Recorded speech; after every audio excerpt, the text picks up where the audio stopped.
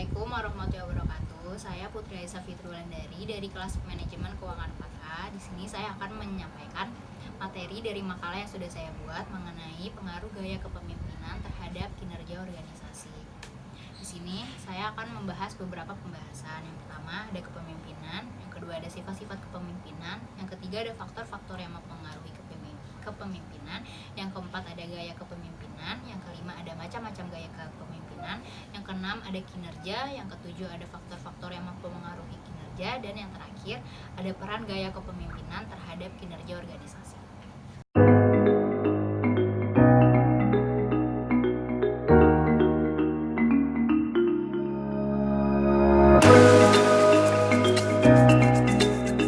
Akan membahas pengertian dari kepemimpinan.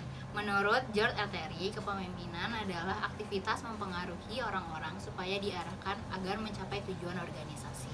Menurut saya, kepemimpinan merupakan bakat yang dimiliki oleh tiap individu untuk mengarahkan, mempengaruhi, menekankan individu lain agar termotivasi sehingga dapat bekerja lebih semangat, bersedia bekerja sama, dan mampu bekerja dengan disiplin yang tinggi untuk mencapai tujuan organisasi yang telah ditetapkan. Seorang pemimpin, kita harus mempunyai sifat-sifat terpuji agar dapat dicontoh dan menjadi inspirasi bagi anggota kita. Sifat-sifat kepemimpinan yang perlu dikuasai adalah sebagai berikut. Yang pertama adalah berpendirian teguh. Seorang pemimpin harus memiliki pendirian agar tidak mudah terpengaruh oleh orang lain, terutama untuk keuntungan semata. Seorang pemimpin yang berpendirian teguh akan berjalan sesuai dengan visi misi keorganisasian dan tidak akan tergoyah oleh orang lain. Kedua adalah jujur. Seorang pemimpin yang baik akan selalu jujur kepada anggotanya dan partner kerjanya atas setiap resiko dan keuntungan yang ada. Kejujuran adalah simbol moralitas tertinggi yang harus dimiliki oleh seorang pemimpin. Apalagi di zaman sekarang, sulit sekali menemui sosok pemimpin yang jujur dan amanah.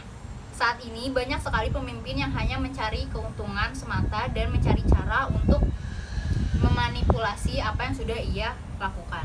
Kepemimpinan yang memiliki sifat jujur adalah mereka yang tindakan dan ucapannya selalu berorientasi pada kebenaran. Komunikatif adalah tentang mendengarkan, berbicara, dan bertindak untuk mengungkapkan perasaan dan pikirannya kepada orang lain. Seorang pemimpin harus memiliki kemampuan komunikasi yang baik kepada anggotanya agar apa yang menjadi tujuan yang ingin dicapai dan kepemimpinannya dapat disampaikan pada bawahannya. Pemimpin harus memiliki keahlian dalam menyampaikan gagasan baik lisan maupun tulisan. Yang selanjutnya ada pendengar yang baik. Pemimpin yang baik harus bisa mendengarkan ide, gagasan, kritik dari anggotanya. Apabila ide atau saran tersebut bertentangan, kita dapat mendiskusikannya agar komunikasi dapat terjalin. Menjadi pendengar yang baik dapat menambah wawasan seorang pemimpin. Yang kelima ada terintegritas. Pemimpin yang baik haruslah terintegritas, yang berarti dapat dipegang perkataannya, selalu konsisten dan menjunjung tinggi kebenaran. Pemimpin harus menyadari kelebihan dan kekurangan dirinya sehingga dapat memperbaiki kelemahan dan meningkatkan kelebihannya. Yang selanjutnya ada fleksibel. Pemimpin haruslah fleksibel dalam memimpin organisasi. Maksudnya adalah pemimpin dapat beradaptasi dalam situasi dan kondisi apapun, mampu mengkondisikan perilakunya terhadap hal-hal yang tidak terduga dan tidak membuatnya nyaman. Selanjutnya ada komitmen. Pemimpin yang mempunyai sifat komitmen pasti berpegang teguh pada keputusan yang sudah ia ambil.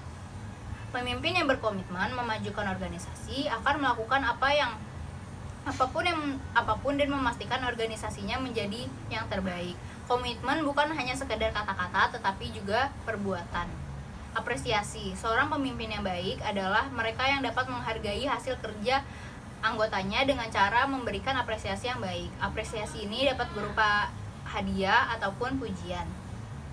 Apresiasi diberikan kepada anggota yang telah melakukan hal-hal positif dalam menjalankan tanggung jawab dan tugas yang sudah diembannya. Selanjutnya adalah cerdas. Pengetahuan adalah segalanya. Pemimpin harus memiliki pengetahuan yang luas. Sebagai orang yang telah terpilih untuk memimpin organisasi secara hierarki, berarti dia berada pada puncak. Untuk menjadi akses penyalur informasi yang berhubungan dengan organisasi tersebut. Untuk memastikan organisasi yang dipimpinnya berjalan dengan baik dari lini atas hingga lini bawah, seorang pemimpin haruslah mempunyai kecerdasan agar menjadi pemimpin yang hebat, yaitu pemimpin yang bisa menjadi teladan. Yang terakhir adalah rendah hati. Kerendahan hati merupakan hal yang sangat penting bagi seorang pemimpin yang hebat. Tugas seorang pemimpin adalah membantu anggotanya, membimbing mereka, dan membuat mereka terus berkembang. Seorang pemimpin haruslah melayani dan bukan mencapakan anggotanya yang tidak bisa berbuat apa-apa.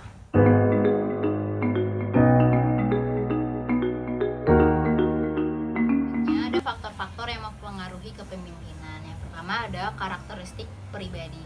Umumnya pemimpin mempunyai kepribadian yang lebih baik daripada bawahannya. Selain itu ada juga karakteristik lain seperti kecerdasan, dan memotivasi yang dapat memperlihatkan karakteristik pribadi seorang pemimpin. Karakteristik pribadi seseorang berbeda-beda, maka dari itu kepemimpinan seorang pemimpin juga berbeda-beda. Nah, selanjutnya adalah kelompok yang dipimpin. Sifat-sifat anggota yang dipimpinnya juga sangat berarti dalam keorganisasian untuk mendukung pencapaian tugas secara efektif dan efisien. Apabila pemimpin ini sudah baik tetapi anggotanya tidak mempunyai semangat kerja, itu juga tidak akan membuat organisasi itu maju. Selanjutnya ada situasi. Setiap perubahan situasi membutuhkan perubahan dalam macam kemampuan pemimpin. Dengan pengertian bahwa setiap situasi adalah unik, maka untuk tiap situasi dibutuhkan kepemimpinan yang bersifat fleksibel untuk menghadapi situasi yang dahsyat. Selanjutnya ada pengertian gaya kepemimpinan. Gaya kepemimpinan atau leadership style adalah suatu perilaku yang terbentuk dari sifat dan pribadi seorang pemimpin dalam mempengaruhi kinerja bawahannya. Gaya kepemimpinan tercipta dari karakter dan kepribadian seorang pemimpin. Gaya kepemimpinan hanyalah model atau strategi dalam memimpin suatu organisasi. Maka dari itu, setiap pemimpin mempunyai gaya kepribadian yang berbeda-beda. Gaya kepemimpinan tersebut memiliki karakter yang berbeda-beda sehingga akan menghasilkan dampak yang berbeda pula. Gaya-gaya kepemimpinan berikut akan saya sampaikan beserta karakteristiknya. Yang pertama, kepemimpinan autokratis. Kepemimpinan ini berpusat pada dirinya sendiri, yaitu pada pemimpinnya. Pemimpin mengabaikan peran anggota dalam mengambil keputusan. Anggota dituntut untuk melakukan keputusan yang sudah dia buat. Wewenang mutlak dipegang oleh pemimpin, maka dari itu keputusan dan kebijaksanaan tidak dapat diganggu-gugat, dan pengawasan terhadap sikap dan tingkah laku anggota dalam bekerja sangat ketat. Selanjutnya ada kepemimpinan birokrasi. Gaya kepemimpinan ini berlaku pada perilaku taat peraturan dan prosedur yang sudah dibuat. Ketaatan ini berlaku untuk semua, tidak hanya pada anggota tetapi juga pemimpin dan atasannya. Gaya kepemimpinan birokrasi terkenal kaku dan tidak fleksibel. Dalam mengambil keputusan biasanya hanya diputuskan oleh atasannya saja, sedangkan bawahan harus wajib menjalankan keputusan itu. Pimpinan juga akan memberikan sanksi kepada anggota yang tidak patuh pada prosedur yang sudah dibuat. Selanjutnya ada jenis kepemimpinan laissez-faire. Kepemimpinan laissez-faire biasanya disebut kepemimpinan delegatif. Gaya kepemimpinan ini dikenal dapat mempengaruhi kinerja anggotanya dan memberikan kebebasan pada anggotanya untuk mencapai tujuannya dengan cara mereka masing-masing. Jenis kepemimpinan ini sangat baik apabila didukung oleh gaya anggota yang mempunyai semangat dan suka bekerja keras, dan juga mempunyai motivasi yang tinggi dalam bekerja. Sebaliknya, gaya kepemimpinan ini akan menyebabkan organisasi tidak berjalan dengan baik apabila anggotanya tidak mempunyai motivasi diri. Selanjutnya ada kepemimpinan transaksional. Seperti namanya, transaksi. Di sini kepemimpinan ini berdasarkan tawar-menawar antara pemimpin dan anggotanya. Kepemimpinan ini terkenal sebagai kepemimpinan yang memberlakukan give and take. Kepemimpinan ini biasanya menerapkan perjanjian atau kontrak. Contohnya adalah misalkan suatu pemimpin memberikan tugas kepada anggotanya. Pemimpin mengharapkan hasil yang sempurna dan diikuti semua keputusannya. Apabila anggota berhasil memimpin, maka pemimpin akan memberikan insentif kepada anggota tersebut. Tetapi apabila anggota tersebut tidak dapat melakukan pekerjaan tersebut, anggota tersebut juga akan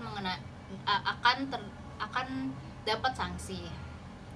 Selanjutnya ada kepemimpinan transformatif. Gaya kepemimpinan transformatif adalah gaya kepemimpinan di mana sang pemimpin terlibat langsung dalam membantu para anggotanya, memberikan ruang pada anggotanya untuk berinovasi, memahami kebutuhan dan kepemimpinan anggotanya, dan mengapresiasi hasil kerja yang sudah dilakukan oleh anggotanya. Pemimpin memahami visi dan misi organisasinya dan merumuskan rencana kerja organisasi. Pemimpin juga menyuarakan visi dan misi kondisi lingkungan dan rencana kerja kepada seluruh organisasi. Pemimpin mengendalikan rencana kerja dengan manajemen pengawasan yang tepat. Pemimpin juga memahami kebutuhan dan kapasitas kerja para anggotanya. Ia juga membagi job desk sesuai kemampuan anggotanya. Selanjutnya ada kepemimpinan demokratif. Wewenang pemimpin dalam gaya kepemimpinan ini tidaklah mutlak. Pemimpin biasanya melimpahkan sebagian wewenang pada anggotanya. Kepemimpinan demokratif memberikan kebebasan dan wewenang kepada anggotanya untuk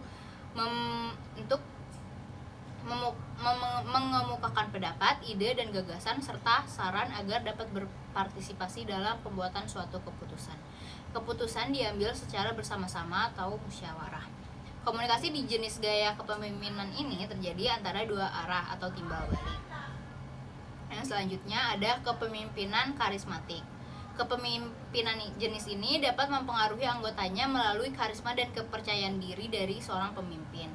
Pemimpin mempunyai daya tarik yang besar sehingga para anggotanya merasa kagum atas kemampuan yang mempesona yang dilakukan pemimpin sehingga ia ingin bekerja sama dengan pemimpin tersebut. Karena daya tarik tersebut, umumnya organisasi ini mempunyai jumlah anggota yang banyak. Selanjutnya ada kepemimpinan militeristis. Gaya kepemimpinan yang hampir sama dengan gaya kepemimpinan otoriter. Banyak menggunakan sistem perintah, cenderung keras, kaku, dan tidak fleksibel. Menjunjung tinggi kepatuhan, kehormatan, dan formalitas. Menuntun kepatuhan yang disiplin kepada pemimpin, juga tidak menerima saran dan kritik dari anggotanya. Yang terakhir adalah kepemimpinan sekedar jalan. Kepemimpinan ini mempunyai karakteristik tidak mempunyai program dan standar kerja, ada visi dan misi namun tidak tahu bagaimana cara melakukannya. Kualitas kerja hanyalah rutinitas atau ide yang tidak ada pengawasan kerja yang jelas, dan terakhir pemimpin tidak memberikan motivasi kerja kepada anggotanya. Pengertian kinerja atau performance. Kinerja adalah hasil kerja seorang pegawai secara kualitas dan kuantitas yang dilakukan secara tanggung jawab. Hasil kerja tersebut adalah hasil dari proses yang sudah dilaksanakan dengan prosedur yang sudah ditetapkan. Kualitas dan kuantitas kerja tidak dapat berhasil apabila tidak ada perencanaan, pembagian tugas, motivasi, dan evaluasi dari pemimpin organisasi. Kinerja individu atau kelompok akan lebih baik apabila dilakukan dengan manajemen kinerja. Peningkatan kinerja juga bisa didapatkan dari faktor lain seperti pengaruh gaya kepemimpinan dan intensif yang didapatkan. Terdapat juga faktor-faktor lain yang dapat mempengaruhi kinerja. Sebagai kepala organisasi, pemimpin harus menyadari bahwa dalam menjalankan tugasnya ada beberapa faktor yang mempengaruhi kinerja karyawan. Ketika seorang pemimpin mengoptimalkan faktor-faktor tersebut, maka diharapkan akan tercipta dampak positif, yaitu peningkatan terhadap kinerja karyawan. Faktor-faktor yang mempengaruhi kinerja karyawan tersebut adalah yang pertama, ketersediaan peralatan dan barang. Untuk membuat kinerja karyawan menjadi lebih baik, seorang pemimpin harus memenuhi ketersediaan peralatan dan barang yang dibutuhkan karyawan. Tidak hanya itu, perlu juga peralatan dan barang lain yang walaupun tidak menunjang pekerjaan tetapi dapat membuat nyaman suasana di lingkungan organisasi, seperti adanya ruang kafetaria, air conditioner atau AC, dan juga yang lain-lain. Contoh untuk memenuhi barang kebutuhan karyawan adalah daripada karyawan bolak-balik ke kantor dan ke fotokopi, lebih baik mempertimbangkan untuk membeli fotokopi agar karyawan tidak perlu keluar lagi. Ini yang dapat mempengaruhi kinerja karyawan adalah lingkungan kerja. Seorang pemimpin harusnya dapat mengetahui bagaimana keadaan kantor yang dapat menunjang kinerja karyawan, seperti pencahayaan dan sirkulasi udaranya. Sebagian besar karyawan juga dapat menilai perusahaan dari besar ruangan, toilet, pantry, tempat ibadah, ruang istirahat, dan lain sebagainya. Faktor selanjutnya adalah job desk dan tanggung jawab. Seringkali produktivitas bawahan mengalami penurunan karena ia merasa jenuh dan bosan atas pekerjaannya. Pemimpin dapat meyakinkan karyawan tentang kontribusi yang telah mereka hasilkan untuk perusahaan sehingga motivasi mereka kembali meningkat. Selain itu, menempatkan karyawan pada tim kerja yang tepat atau mempercayakan proyek khusus kepada karyawan dapat meningkatkan motivasi karyawan tersebut. Yang keempat ada visi misi dan budaya organisasi. Angkatan kerja generasi milenial selalu mencari maksud dari meaning of life. Mereka bekerja untuk menciptakan suatu perubahan pada masyarakat dan mereka bangga bergabung dengan perusahaan yang memberikan mereka ruang khusus untuk berkarya. Maka dari itu, pemimpin harus menentukan visi dan misi dengan jelas agar mudah diikuti dan dijalani sebagai budaya dari organisasi tersebut.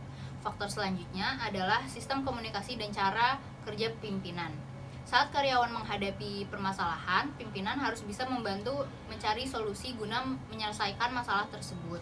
Tetapi banyak karyawan yang justru merasakan rasa segan dan takut untuk berbicara kepada pemimpinnya. Karena pemimpin biasanya tidak mendengarkan apa yang dikemukakan oleh karyawannya. Maka dari itu, komunikasi antara pemimpin dan karyawan sangat penting guna meningkatkan kinerja karyawan. Faktor selanjutnya adalah pelatihan dan pengembangan diri. Agar karyawan semakin handal dalam pekerjaannya, maka latihlah karyawan tersebut. Di samping menambah wawasan, pelatihan dapat menyegarkan pikiran dan mengurangi ketegangan. Pelatihan ini dapat dilakukan oleh pemimpin itu sendiri maupun karyawan mengikuti workshop ataupun seminar-seminar yang ada. Faktor terakhir adalah bonus dan insentif. Upah merupakan faktor yang krusial dalam upaya meningkatkan motivasi kerja karyawan. Selain gaji pokok, ada juga tunjangan tetap. Pemimpin harus kreatif dalam merancang paket benefit agar kinerja karyawan tetap terjaga, seperti memberikan bonus insentif kepada karyawan maupun tim kerja yang telah mencapai target perusahaan. Setiap pegawai selalu melaksanakan tugasnya sesuai dengan wewenang yang melekat pada jabatannya serta penuh semangat dan rasa tanggung jawab.